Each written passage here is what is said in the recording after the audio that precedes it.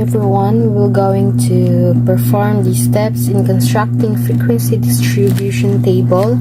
And first thing foremost, we will going to have a set of data to perform these steps. So we have already the data that we have gathered. This is the set of data. It is suggested that the data should be arranged from the smallest number to the largest number so that we could have an easy counting in the next few steps. So this data is already arranged from our smallest number, which is 21, and until the last number, which is the largest, and it is 80. So this data would help us perform and gather data to fill the table. Step 1. Find the range. The range is the difference between the largest and the smallest number. As we can see here, the largest number is 80 and the smallest number is 21. We just simply subtract 80 minus 21 is equals to 59. 59 here is our range. Step 2. Decide the approximate number of classes. In determining the approximation number of classes, they have given an Sturgis formula. Key is equals to 1 plus 3.322 log n. The n here is the total number of observation. To know the total number of observation, let's count the set of data. 2, 4, 6, 8, 10, 12, 14, 16, 18, 20, 22, 24, 26, 28, 30, 32, 34, 36, 38, 40, 42, 44, 46, 48, 50. So, we have a 50 total number of observation. Let's just simply substitute n to 50. So, key is equals to 1 plus 3.322 log 50.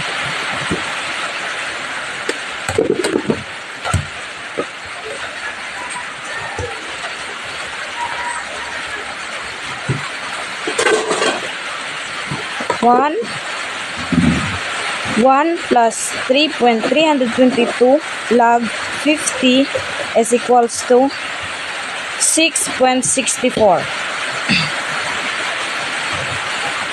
Note that we need to round off. So, the number of classes here is 7.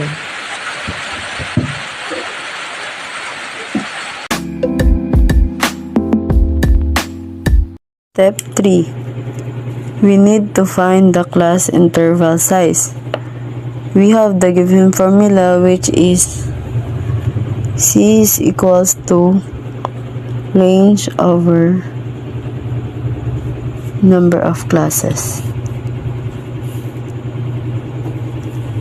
When we say C is the class interval size, and then the R is the range, and then the K is the number of classes. So, what you got in the number of classes in K, so C is equals to 59 divided by 7 is equal to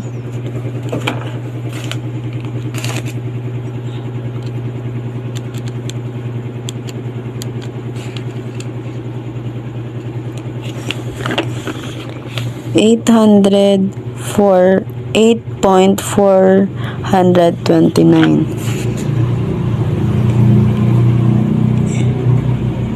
8.429.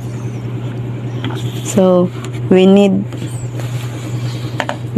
to whole a number. So the whole number of 8.429 is 8.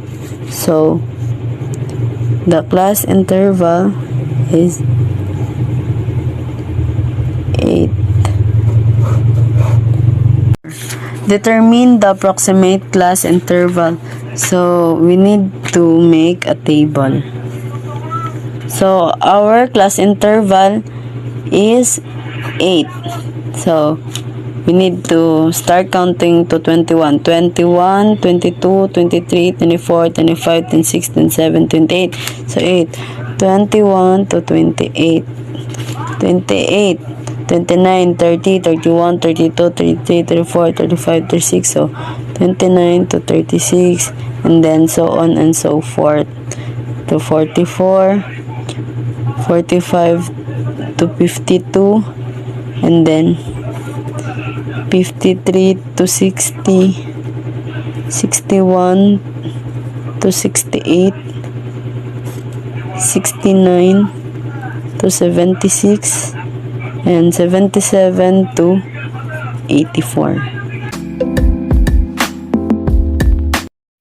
Step 5. The second column of FDT. So we will tally the given data. So let's go on our table. This is our table. And how to tally, if you remember, we arrange the data on ascending order. That's what we will use. At the same time, the class interval, it says there, 21 to 28. That means how many data from 21 to 28. So let's count on our data set. So 1, 2, 3, 4, 5, 6, 7, 8. So our tally from 21 to 28 is 8. Next, 29 to 36.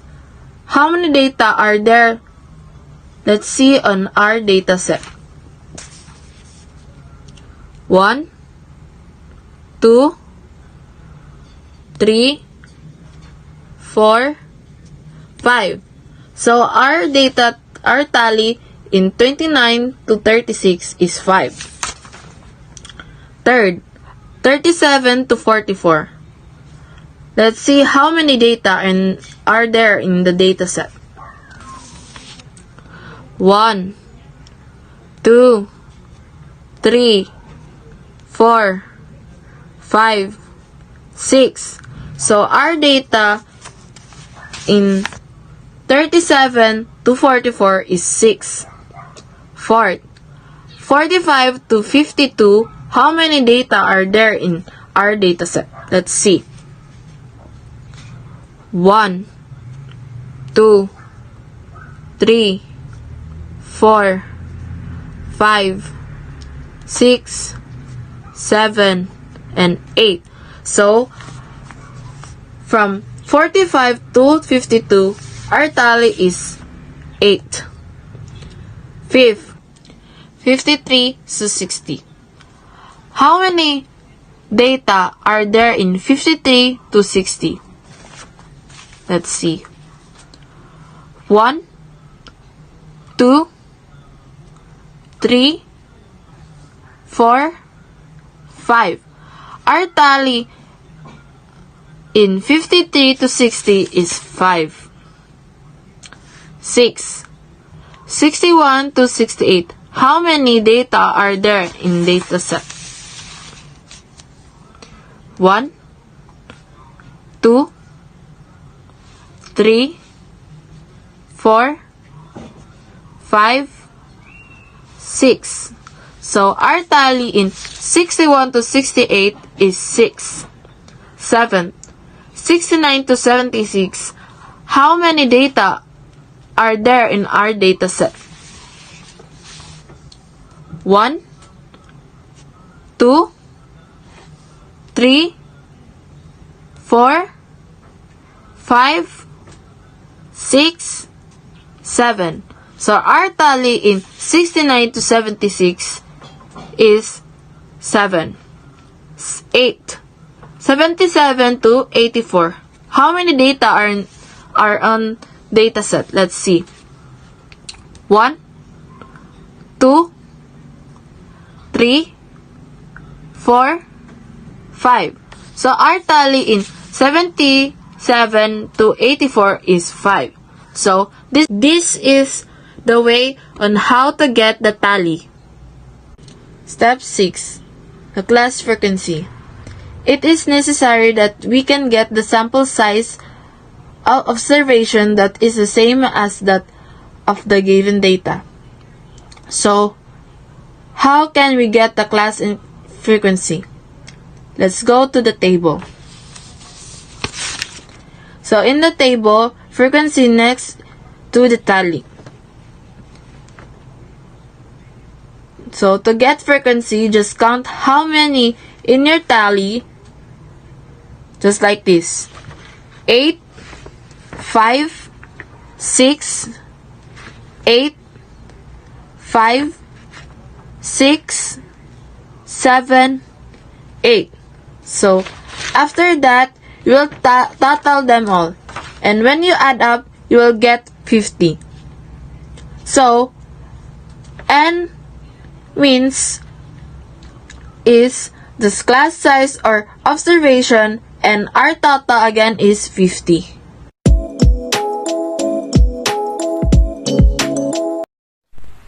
To get the F or class interval is we need to count how many are contained in the class interval. For example, here in the 21 to 28, we need to measure how many are contained in 21, 28. So we can look at the set of data. So here is our set of data, so we can count 21 to 28.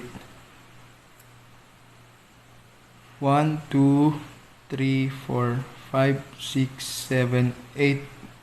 So there's no 28, so we can stop at 27. So our F or class frequency is number 8. So ganun ang pagkuha sa atin F or class frequency. So dito naman tayo sa ating LCB or mas kilala sa tawag na lower class boundary. Para makuha natin ang ating LCB is kailangan lang natin i-minus ng 0.5 ang ating lower class. For example, dito sa 21 minus 0.5 is 20.5. So yun, 20.5.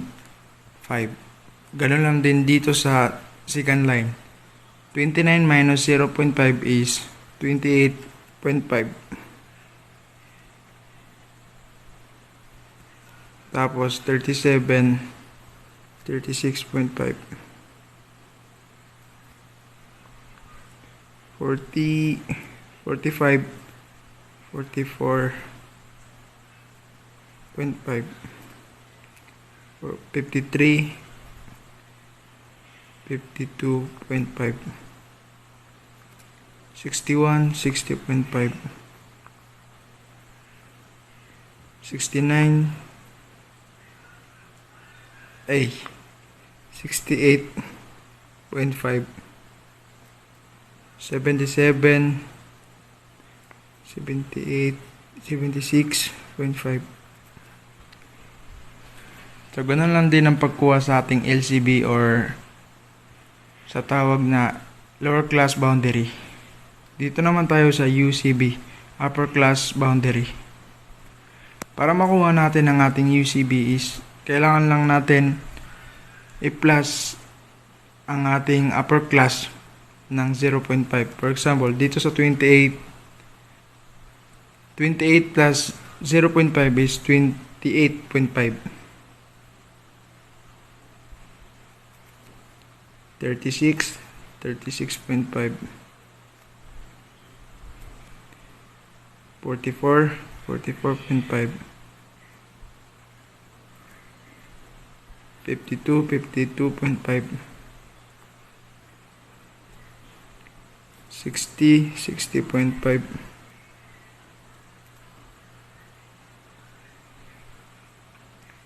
68, 68.5.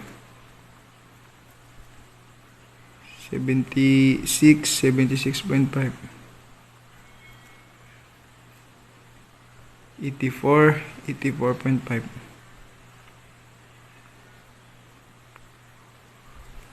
So, ganun lang din ang pagkuha sa ating UCB.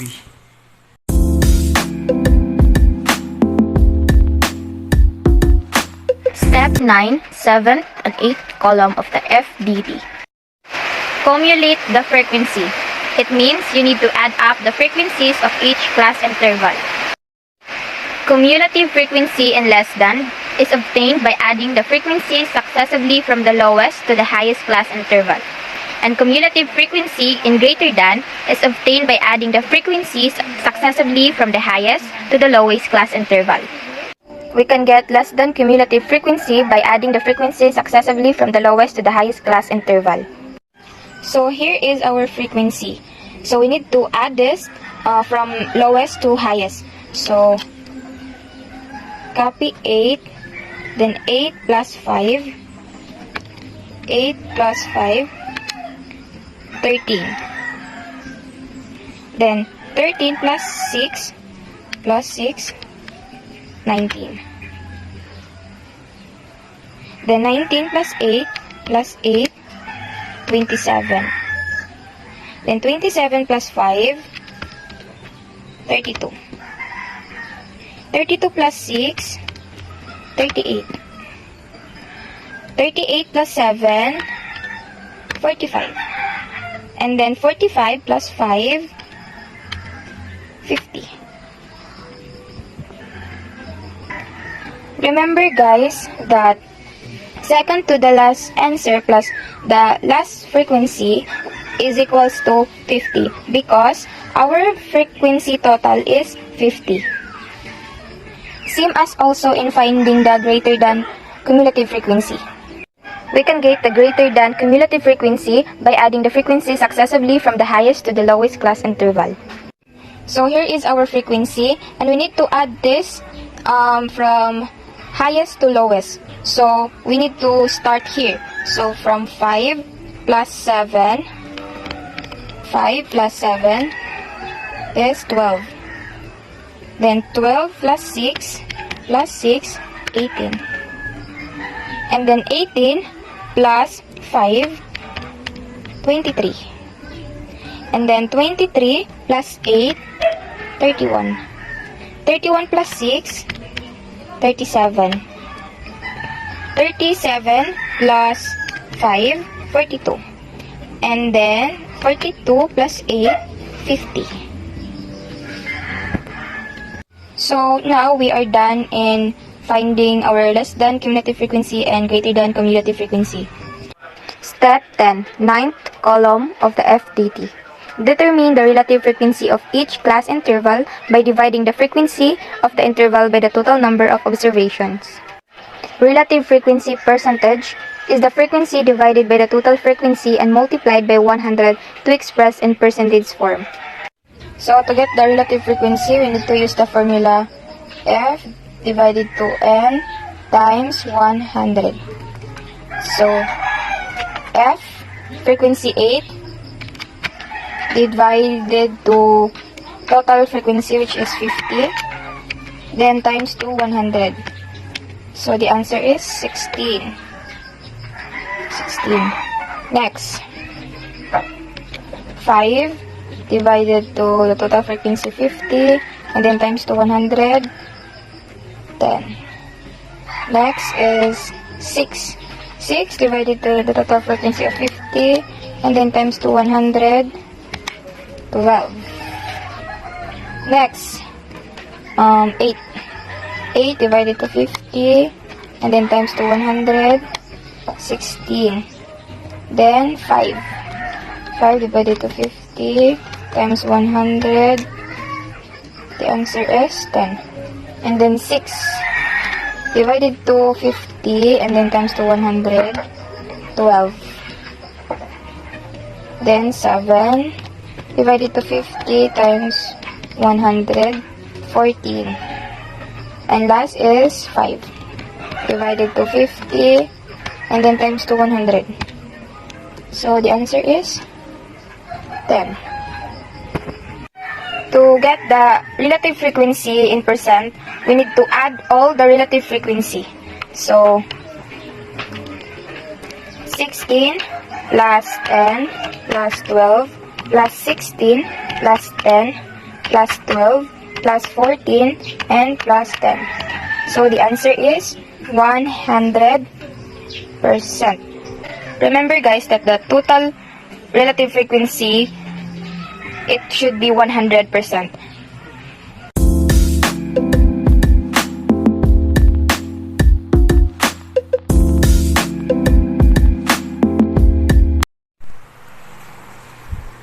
To get the mean, kailangan natin gumamit ng formula na bar x equals to summation of fx over n. Para makuha natin ang ating summation of fx is kailangan natin ay pag-add lahat na nandito sa set of data. For example, 21 plus 21 plus 22 plus 24 plus 24 plus 24 plus 26 plus 27 plus 30 plus 30 plus 32 plus 36 plus 37 plus 38 plus 39 38 plus 38 plus 38 plus 42 plus 43 plus 45 plus 45 plus 47 plus 48 plus 48 plus 48 is equals to 822. So ang ating summation of fx is 822.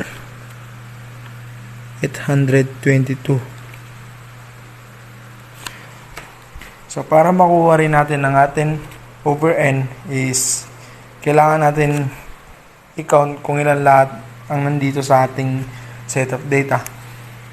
For example, 1, 2, 3, 4, 5, 6, 7, 8, 9, 10, 11, 12, 13, 14, 15, 16, 17, 18, 19, 20, 21, 22, 23, 24, 25. So ang ating n is 25.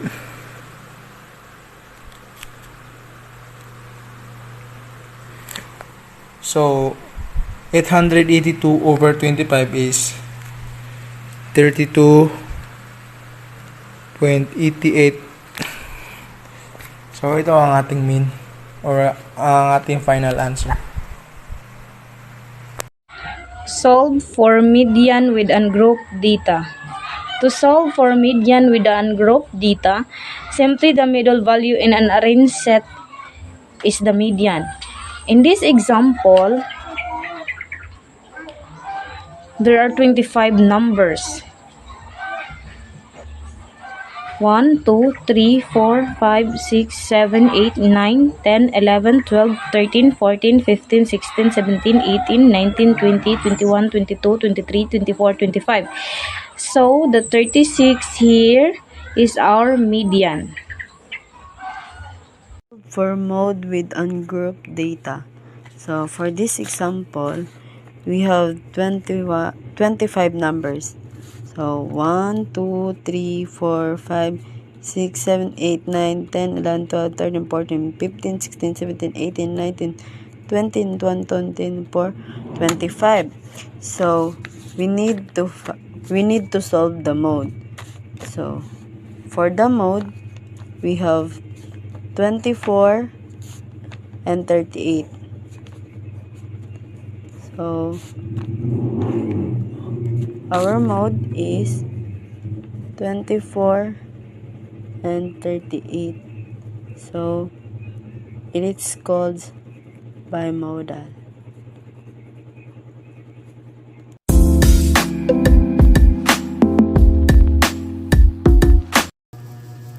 this is our group data.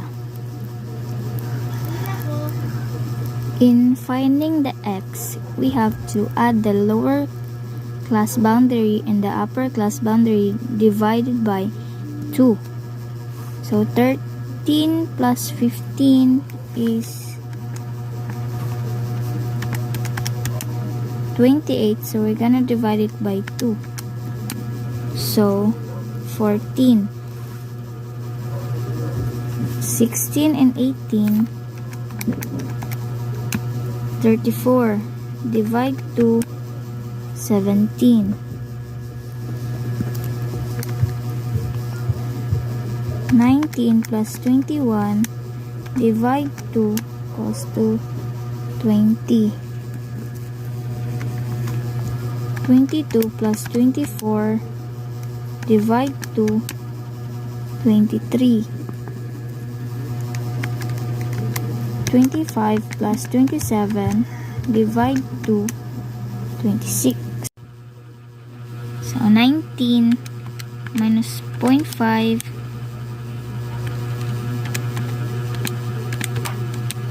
18.5. 22 minus 0.5, 21.5. 25 minus 0.5, 24.5. In finding our less than cumulative frequency, so we're gonna base it here in our frequency. So 3 plus 11 equals 14. 14 plus 14 equals 28. 28 plus 7, 35. 35 plus 5, 40. Make sure that our less than cumulative frequency is equal to the total of our frequency. And in finding our fx, we're just gonna multiply our f and x. So 3 times 14 equals 42. So 11 times 17 equals 187. And 14 times 20 is 280. And 7 times 23 is equal to 161. And 5 times 26 is equal to 130. So we're gonna add this all.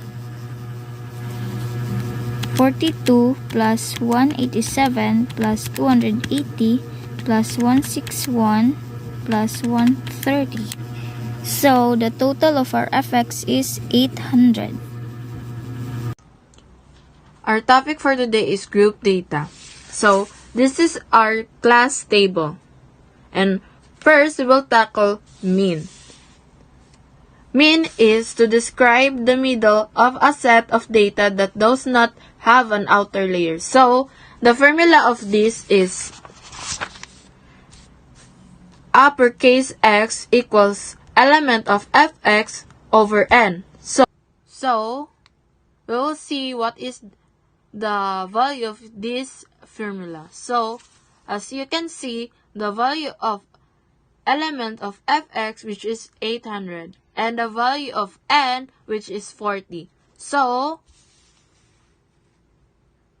uppercase X equals 800 over 40. So, we will calculate in our scientific calculator. So, 800 over 40 equals 20. So, our mean is equal to 20.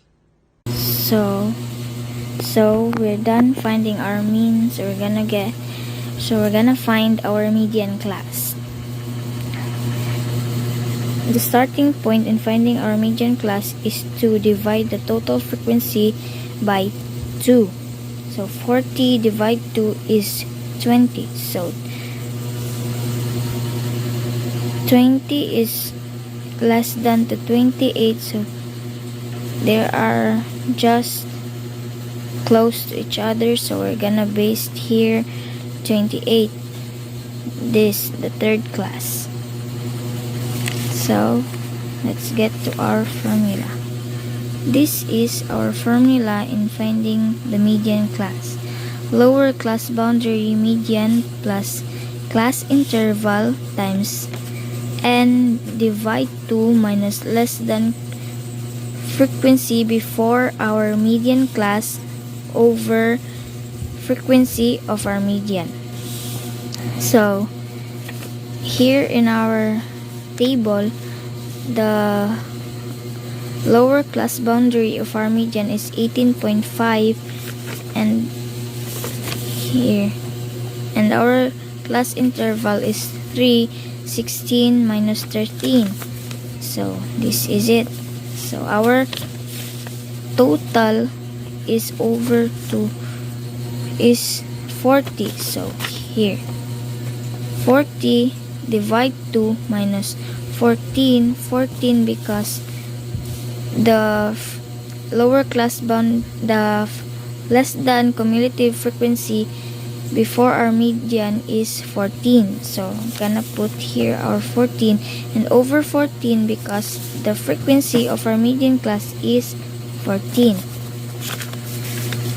So equals to 18.5 plus 3 times 0.3 ay 0.43 is because 40 divide 2 is equal to 20. 40 divide 2 is equal to 20. 20 minus 14 is 6. So 6 divide 14 is 0.42. 428. So we're gonna round it off. So 0.43 times 3, 1.28. So plus 18.5 is equal to 19.78 and 57. So we're gonna round it off. So 19.79. Here is our median class.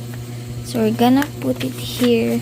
So we're gonna base it here on our table. So 19. This is our median class. It's 19 to 21. It is between here. Since we already have our mean and median, last is to find our modal class. In finding the modal class, we have to find the bigger or largest frequency in the table. So our largest frequency is 14. So we're gonna base here, the line here, in finding our modal class.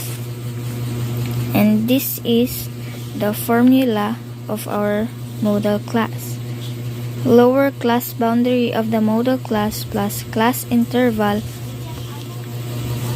times frequency of our modal class minus the frequency before our modal class over 2 times the frequency of our modal minus frequency before our modal minus frequency after our modal. So as you can see here in the table, the lower class boundary of our modal is 18.5 and our class interval is 3. So we're gonna minus it. 16 minus 13. So we have 3 times our frequency of the modal is 14. So our frequency before our modal is 11, and after the frequency of our modal is 7. So here is our formula, our solution, equals to 18.5 plus 3 equals to 3 over 10. 18.5 plus 0.9 is equal to 19.4. So Our modal class is between here and the line of 19 to 21. That is our modal class. Lastly, so we have conclusion that our third class is both the median and the modal class.